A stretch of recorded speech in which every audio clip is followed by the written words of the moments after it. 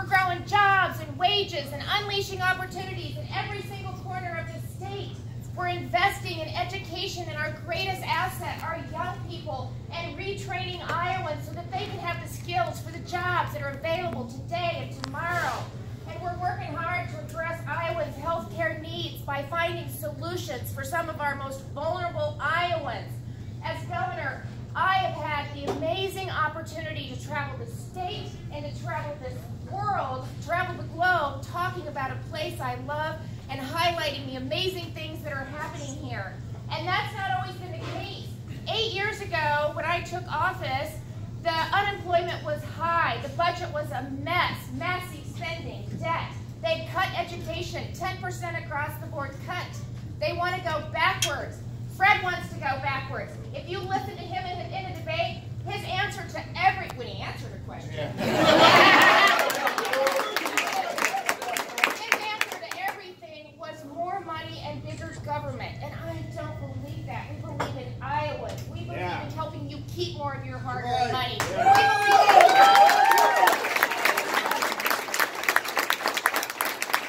That's what's going to keep Iowa moving forward. The facts are undeniable. We are the #1 state in the country. We have the second lowest unemployment, second lowest cost of doing business, third best managed state.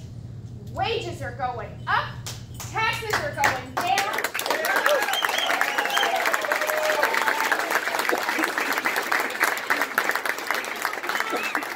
want that businessman to know that this CEO has balanced the budget. We have a $127 million surplus where we're investing like never before in education, healthcare, and public safety. They told me not to scream. I'm screaming. It's part of who I am. And that's what we want to build on. We want to build on the success that we've seen. And you are the individuals that are going to help make that happen. We're protecting life. We're fighting every day on behalf of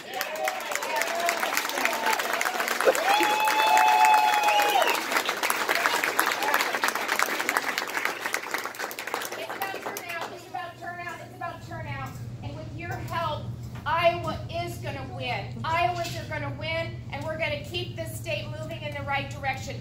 Talk to a friend, get a neighbor out, go vote absentee, vote early, show up, call, make door knock, whatever. We need you there. I promise you, if you get out there and work hard on behalf of this entire Republican team, we're going to keep working hard on behalf of you. God bless you. Get out there. Let's keep the energy going.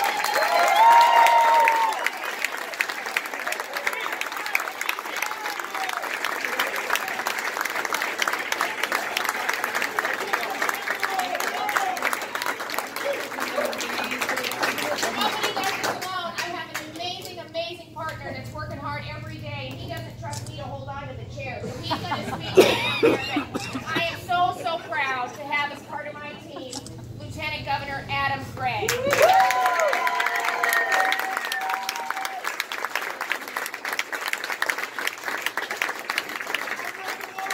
Thank you, Governor. Hey, that's teamwork, isn't it? That's the kind of teamwork you get with this ticket. Hey, it's an honor to be here. It's an honor to serve you in the role of Lieutenant Governor, and I got to say, it's an honor to serve every day next to our state's first female governor. You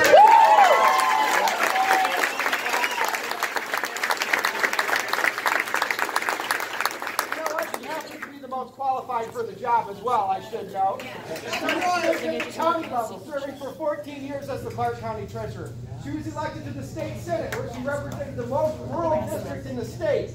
She served for 6.5 years as Lieutenant Governor and completely redefined the role. And now she's been serving us very capably as Governor for the past 1.5 years, and she's got the record to prove it.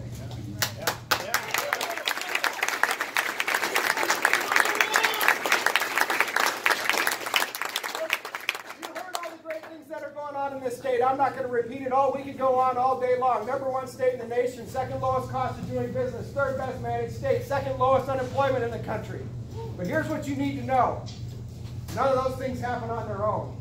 It takes leadership. It takes strong leadership at the top, the kind that Kim Reynolds has provided us during her time as Lieutenant Governor and Governor. The other thing you got to know, it's all on the ballot. It's all on the ballot on November 6th. Now, you're not going to see the word tax cut with an oval next to it. You're not going to see the words job training with an oval next to it, or education, or mental health reform. But you will see the names of Kim Reynolds and Adam Gregg. You will see the names of all the Republican candidates up and down the ballot, so we need your vote. So I want to challenge you. These last 13 days, we need you to double down your efforts. Get out there, knock those doors, make those phone calls, place those last yard signs, tweet about the race. I don't care what you do. Do everything you can to make sure that we win this thing in 13 days. So with that, let me say thank you. Thank you for being here. Thank you for all you do for our state. But most of all, thank you for giving us this incredible opportunity to serve you. Thank you.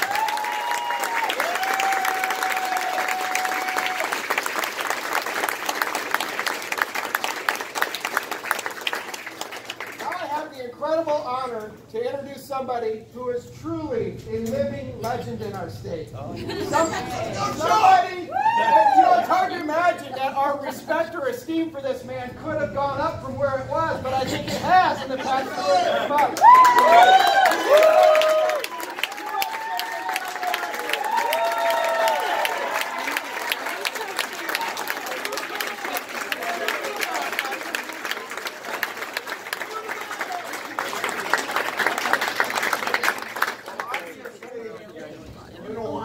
Because I want Governor Reynolds to continue serving as governor, carrying out this supreme program that she has led. We need to thank her very much for that. Yeah.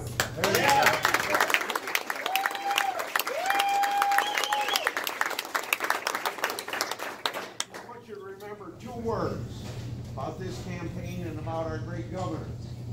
And I think you saw this in the enthusiasm that she expressed through her program and what she's done as governor and what she intends to continue to do as governor. Those 2 words are, she cares. Yeah.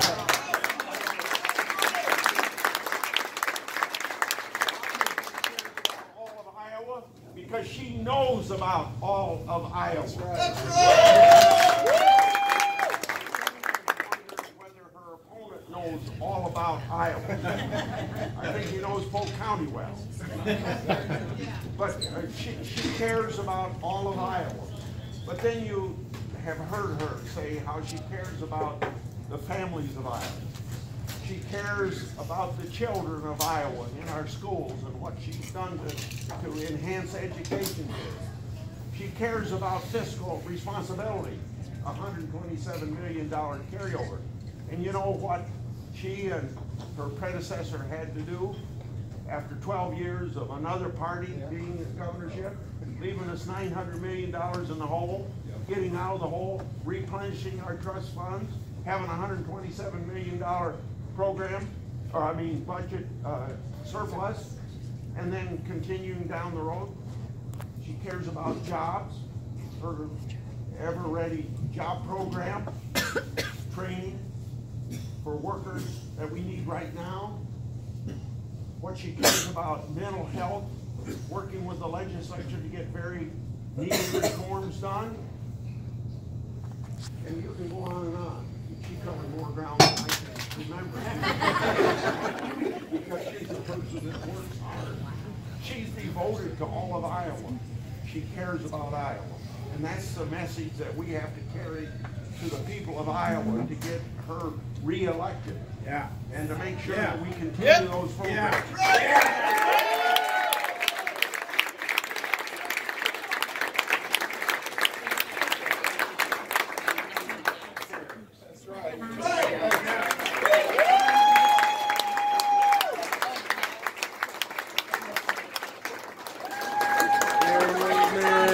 I'm Mary Mosiman. I am your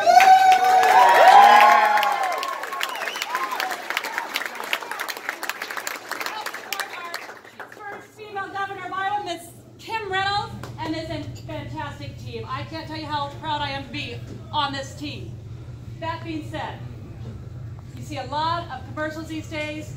Let me just tell you, those commercials contain a lot of false information. The most important thing about being the state auditor, I am the only CPA running for state auditor.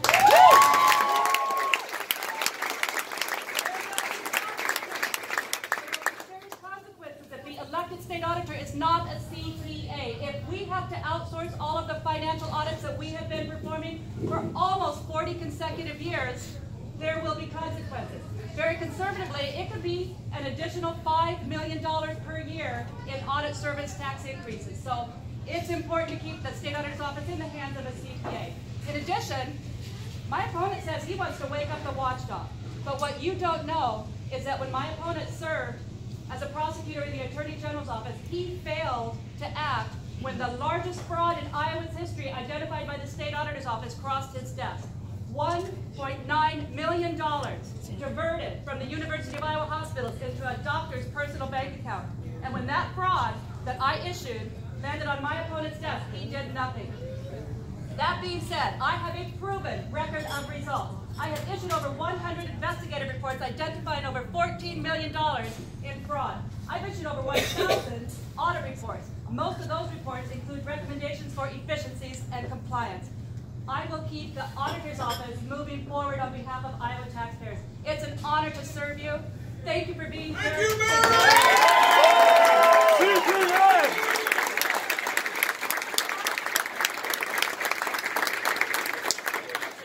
And now, I want to introduce Mr. Iowa Agriculture, Mr. Naig.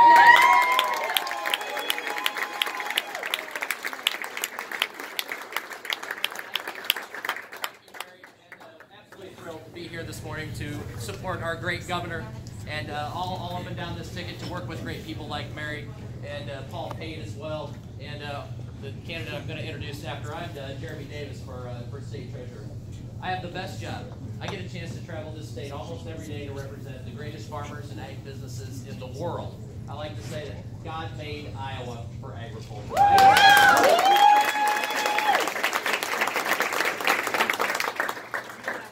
Far to see that how incredibly productive we are. But we can't take that for granted, not for 1 second. We've got to make sure that we're working to have the conditions that allow for success, that we have a regulatory environment that allows our farmers and our businesses the chance to thrive and grow.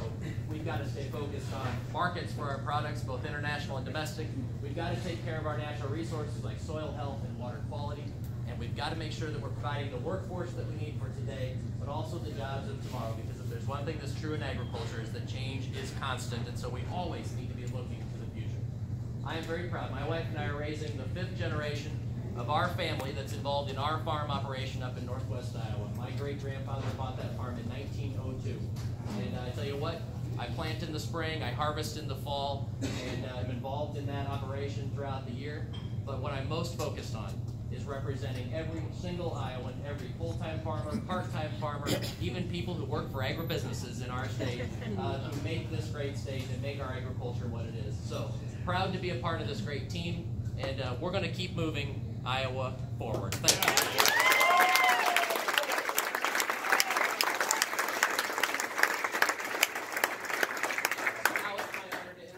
Friend of mine, Jeremy Davis, who would make an awfully good state treasurer. Let's get him.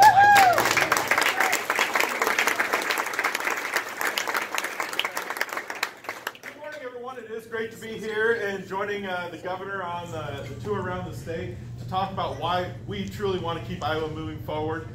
I am running for state treasurer, and it was one of those decisions that did not come lightly, but I truly believe if we have a state treasurer in office that is committed to 100% transparency of our state government finances, working to eliminate duplication of services along with the governor, I think we can make Iowa not only the #1 state that we currently are, but we're going to be the #1 state for many years to come.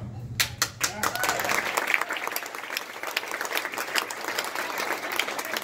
also believe 2 other things. #1, I believe the Office of State Treasurer needs to have 100% level of integrity, because our state finances are never to be taken lightly. I think there are some questionable spending habits that the current state treasurer's had in regard to promoting the 529 plan in Iowa. Those ethical issues need to be stopped. We need to have 100% integrity in the state treasurer's office at all times. And I will bring that there because I believe all public funds are in the trust of the public. And every elected official needs to have the utmost integrity when utilizing those funds at all times. Tax dollars, all public dollars. That's the way it is.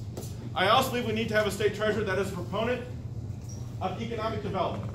If we have a state treasurer that promotes economic development and we're expanding our export opportunities both domestically and internationally, we're growing our tax revenues. That then gives the state legislature an opportunity to do individual taxpayer reform, put funds back into the pockets of every hardworking Iowan. We need to do this. We need to have a state treasurer that does not sit in Des Moines all the time. We need a state treasurer that's willing to travel the state of Iowa, talk to Iowans, and find out what they believe is important about the state budget, how their state taxes are being paid, and being willing to hold the state legislature accountable for their spending decisions. Yeah. I look forward to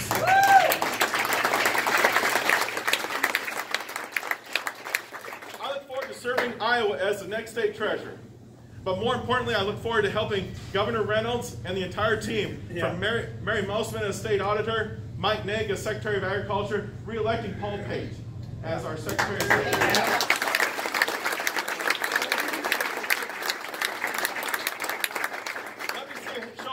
How many of you believe voter ID is important? Look at all those hands. I agree completely. Paul Pate has been a champion for voter ID. Unfortunately, he cannot be with us this morning, but let me tell you something. If his opponent is elected, the defense of voter ID in this state will fail. Because we need a Secretary of State that's not only willing to defend voter ID, but is willing and able to fight for voter integrity at the ballot box for every single election for many, many generations to come.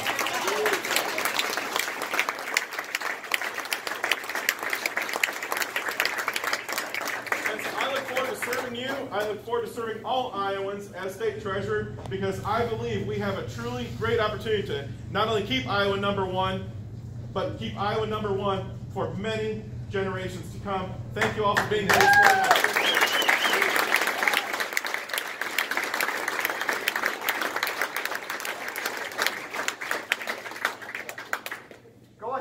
Let's thank Jethro's for hosting us here.